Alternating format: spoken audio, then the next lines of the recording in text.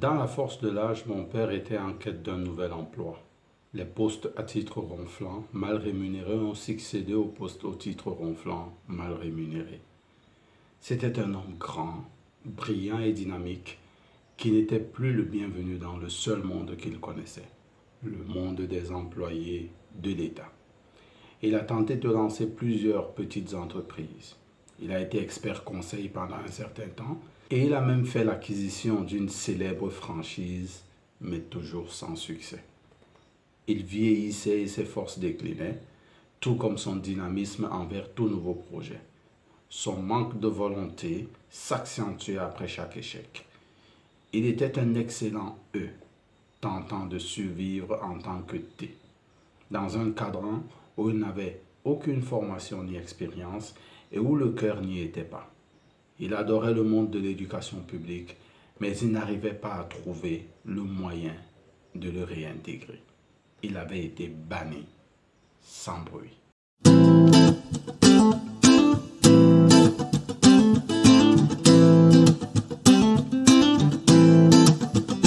Bonjour, je suis Didier Maillé de Be Different.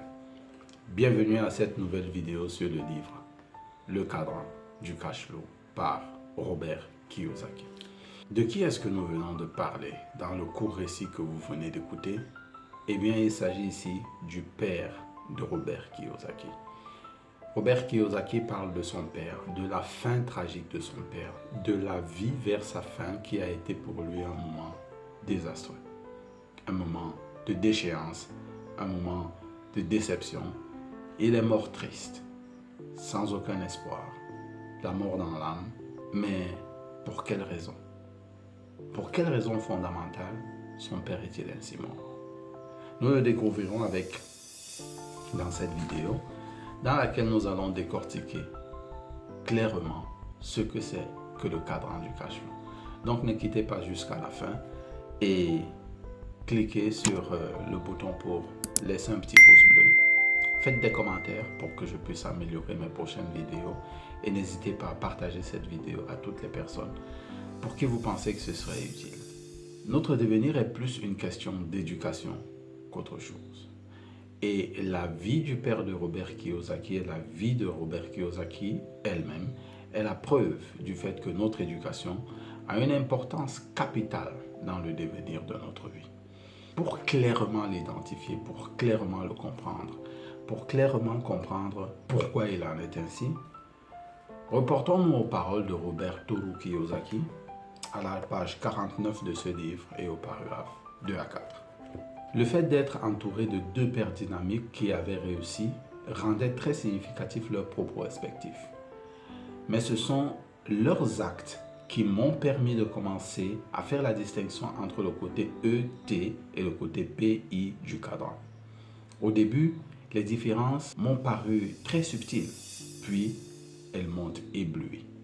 Mon vrai père était toujours ailleurs, dans des réunions, en route vers l'aéroport pour se rendre à une autre réunion. Plus il connaissait de la réussite, moins de repas nous prenions ensemble. L'une des raisons pour lesquelles j'ai tant appris au sujet de l'argent, des finances, des affaires et de la vie est simplement que Père Riche consacrait de plus en plus de temps à ses enfants et à moi-même. Notre devenir n'est qu'une question d'éducation. Et ici, dans ce cas, Robert Kiyosaki le démontre. Qu'est-ce qui a permis à ce qu'il devienne ce qu'il est devenu aujourd'hui? Cette personne riche financièrement, c'est non seulement ce que ses parents lui disaient. Il a eu la chance d'avoir deux pères, son père biologique et son père riche, comme il aime l'appeler. Mais l'avantage, c'est qu'il a passé beaucoup plus de temps avec son père riche. Et ici prend le sens du terme l'éducation. C'est l'éducation qui fait la différence entre les hommes. Il a été éduqué non seulement par les paroles, mais surtout par les actes. Alors, il faut bien noter cette partie. Beaucoup de parents pensent que l'enfant va écouter ce qu'il lui dit. C'est vrai. Une partie de ce que le parent dit à l'enfant sera écouté, mais la grande partie sera observée et sera transmise par les actes que vous posez. C'est la raison pour laquelle Robert Kiyosaki précise, mais c'est leurs actes qui m'ont permis de commencer à faire la distinction entre le côté ET et le côté PI. Donc, Robert Kiyosaki écoutait ce qu'il disait, mais la chose qui avait eu le plus d'impact, c'est les actions qu'il menait. Parce que les actions que nous menons sont intrinsèquement liées à l'éducation que nous avons fondamentalement. Vous ne pouvez pas agir en dehors de la qualité de l'éducation que vous avez. C'est vrai que nous allons le voir avec le point suivant. Mais ici, il est à noter que les parents ont tout à faire dans la qualité de l'éducation qu'ils donnent à leurs enfants. Si vous voulez leur donner une éducation financière réussie, vous devez déjà d'abord l'avoir intégrée en vous, à l'intérieur de vous, et agir de façon intuitive ou bien instinctive ou bien intrinsèque de la façon de l'éducation financière que vous avez. C'est la raison pour laquelle beaucoup de personnes ont une si mauvaise connaissance des finances, de l'argent, etc. parce que leur éducation fondamentale venue de leurs parents était inexistante, ou bien le peu qu'ils font, c'est exactement comme ça que leurs parents faisaient. Il est donc clair ici que c'est notre vocabulaire qui détermine qui nous sommes en réalité. Parce que nous ne pouvons transmettre que ce que nous avons à l'intérieur de nous. Mais c'est beaucoup plus significatif avec les mots de Robert Kiyosaki. À la page 59, consultons les paragraphes 1 à 3 et le paragraphe 6 et 7. Écoutez très bien les mots de Robert Kiyosaki. Les mots sont des outils puissants. Père Riche nous rappelait sans cesse ceci à son fils et à moi. Si tu veux être un leader, alors il te faut maîtriser les mots. Donc, la maîtrise des mots est l'une des habiletés requises pour devenir un grand P. Il faut connaître l'impact que nos paroles auront sur telle ou telle personne. Père Riche nous a d'abord appris à écouter attentivement le discours d'autrui de façon à ce que nous puissions choisir les mots à utiliser et ce, à un moment opportun afin de répondre avec le plus d'efficacité possible. Le père riche de Robert Kiyosaki insistait sur le fait qu'il faut écouter attentivement ce que la personne en face de nous est en train de dire. Mais il y a une raison fondamentale à cela. Non seulement parce que nous voulons répondre de la meilleure des façons à cette personne, mais ça c'est la raison superficielle. La raison profonde du fait qu'il faut attentivement écouter la personne qui est en face de vous, il la donne plus loin, au paragraphe 6. Écoutez très bien les paroles de Père Riche. Si vous n'êtes pas attentif aux mots d'autrui, vous n'êtes pas en mesure de sentir leur âme. Si vous n'êtes pas à l'écoute de l'âme d'autrui, vous ne saurez jamais à qui vous parlez. Pourquoi est-ce que le père riche de Robert Kiyosaki pouvait dire que quand vous écoutez les mots de quelqu'un, vous ressentez son âme, vous ressentez sa personne intérieure, vous ressentez son identité, vous ressentez le résultat en fait de l'éducation qu'il a eue, vous ressentez la personne profonde qu'il est. Pourquoi est-ce qu'il pouvait dire ça? Il répond lui-même à la question. Écoute leurs mots sans leur âme. Parce que les paroles sont le reflet des valeurs et des différences fondamentales d'une personne. Votre vocabulaire, c'est qui vous êtes. Si vous voulez changer qui vous êtes, changez simplement votre vocabulaire. Et cela détermine, c'est votre vocabulaire maintenant qui détermine quelle est la source de votre revenu. Et c'est en cela que le livre Le cadran du cash flow de Robert Kiyosaki est un livre extrêmement déterminant parce qu'il vous permettra de découvrir quelle est la qualité de votre vocabulaire. Qui êtes-vous?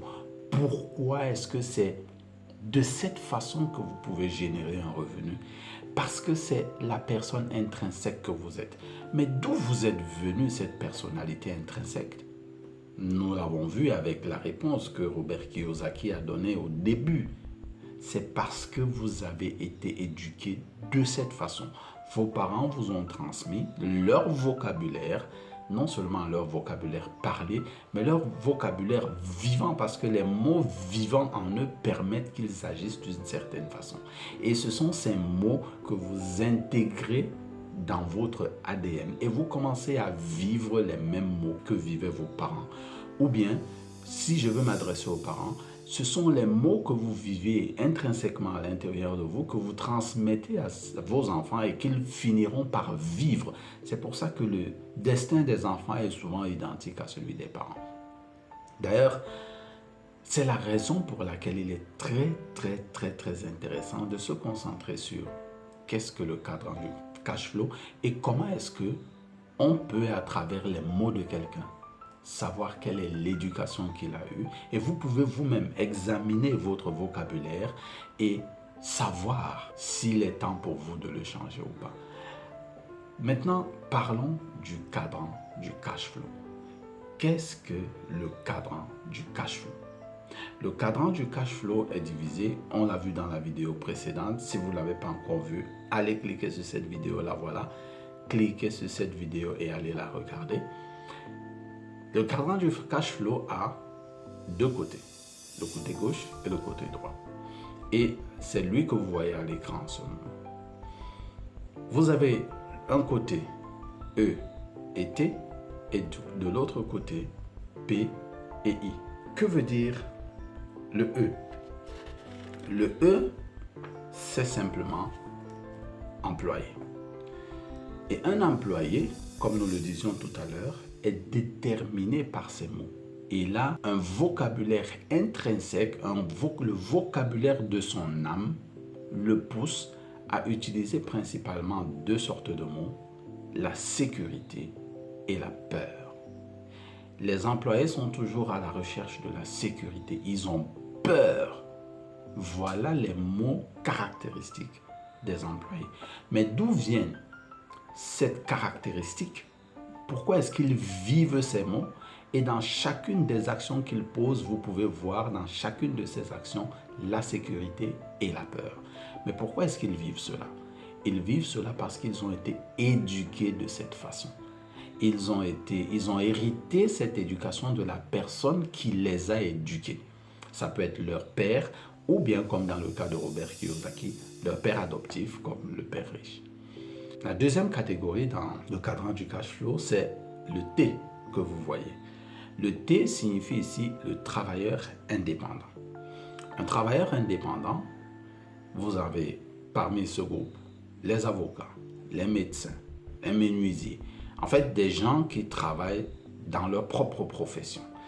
Ce sont des gens qui sont reconnus aussi par leur vocabulaire. Et leur vocabulaire particulier, c'est l'autonomie. Il veut être autonome et il veut faire les choses bien, un perfectionniste. Personne ne peut mieux faire que lui. Mais d'où lui vient cette éducation? Généralement, cela leur vient de leur père ou de la personne qui les a éduqués. Et leur père et cette personne qui les a éduqués avaient de façon intrinsèque dans son âme ces deux articulations, l'autonomie et le perfectionnisme. Raison pour laquelle les parents ont beaucoup à voir dans l'éducation de leur enfant et vous avez la responsabilité de vérifier la qualité de votre vocabulaire et celle que vous transmettez de façon inconsciente à vos enfants. De l'autre côté du cadran, il y a les P qui sont des propriétaires d'entreprise. Alors il faut faire la différence ici entre le propriétaire d'entreprise dans celui qui est T et le propriétaire d'entreprise, celui qui est P. La différence ici, c'est la quantité d'employés qu'il a parce que Robert Kiyosaki détermine le propriétaire d'entreprise à partir de 500 employés. Donc c'est une grosse entreprise. Et ces personnes, ces propriétaires d'entreprise aussi sont reconnus par les mots qu'ils utilisent. Les mots qu'ils aiment utiliser, c'est embauche et plus talentueux que moi. Ce sont des leaders qui cherchent des personnes beaucoup plus talentueuses pour qu'ils fassent mieux la chose à leur place. Et bien sûr, ils reçoivent aussi ça de leur éducation, soit de leur auto-éducation, soit de l'éducation qui est venue de leurs parents. Ensuite, nous avons les investisseurs qui, eux aussi, comme tout le reste sont reconnus à leur vocabulaire. Ils utilisent des termes comme OPT, Other People Time, ou bien OPM, Other People Money. Ils utilisent de l'argent pour se faire de l'argent. Ils utilisent l'argent qu'ils ont gagné généralement à partir du cadran P, parce que c'était des anciens P ou bien des anciens E, extrêmement bien rémunérés, et qui utilisent cet argent pour produire leur argent. C'est Other People Money ou Other People Time qu'ils utilisent. Ils utilisent l'argent des autres ou le temps des autres pour amasser de grandes fortunes, et ces grandes fortunes leur permettent d'amasser de grandes fortunes. Vous entendez très peu le mot risque dans leur jargon. Vous entendrez beaucoup plus le mot investissement, OPA, ROI, Return of Investment, et des termes similaires, parce que ce sont des personnes qui se concentrent à ce que leur argent génère de l'argent. Mais d'où est-ce qu'ils tiennent leur éducation? Généralement de leurs parents et aussi de l'auto-éducation. À ce niveau de la vidéo, j'espère que vous avez compris que la lente déchéance du père de Robert Kiyosaki a été due essentiellement à la qualité de son éducation et de son vocabulaire, et que vous ferez mieux, vous prendrez de meilleures décisions en ce qui concerne l'éducation de vos enfants et de la vôtre dans l'avenir. Que pouvons-nous dire en conclusion de cette deuxième vidéo sur ce magnifique livre de Robert Kiyosaki? Nous pouvons dire que Robert Kiyosaki insiste ici sur le fait que notre vocabulaire détermine la personne intrinsèque que nous sommes. Et donc, pour pouvoir changer de cadran, changer la manière de générer notre argent, changer la personne que nous sommes, nous devons travailler à changer les mots que nous utilisons. Modifiez votre vocabulaire et vous modifierez la personne que vous deviendrez. Modifiez votre vocabulaire et les résultats de votre vie de tous les jours seront différents demain de ce qu'ils sont aujourd'hui. J'espère que vous avez apprécié cette vidéo. N'hésitez pas à liker, à partager, à faire des commentaires pour me poser des questions pour que j'améliore la qualité de mes vidéos. Et n'hésitez surtout pas à me dire ce que vous aimeriez que je discute dans mes futures vidéos. Sur ce, portez-vous bien et n'oubliez pas, soyez différents.